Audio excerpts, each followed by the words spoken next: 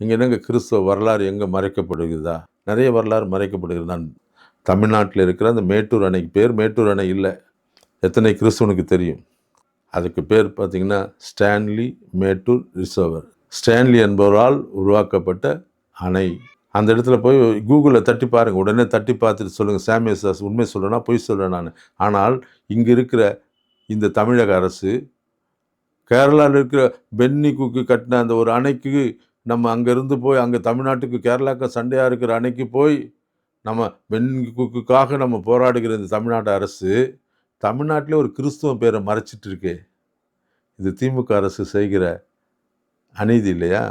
அரசுகள் ஆளும் கட்சி கிறிஸ்துவனுடைய வரலாற்றை மறைக்கலையா? ஏன் ஸ்டான்லி மேட்டூர் அணைன்னு சொன்னால் என்ன உங்கள் வாய் ஏதாவது சுளுக்கிக்குமா? உங்களுக்கு ஏதாவது வந்துருமா?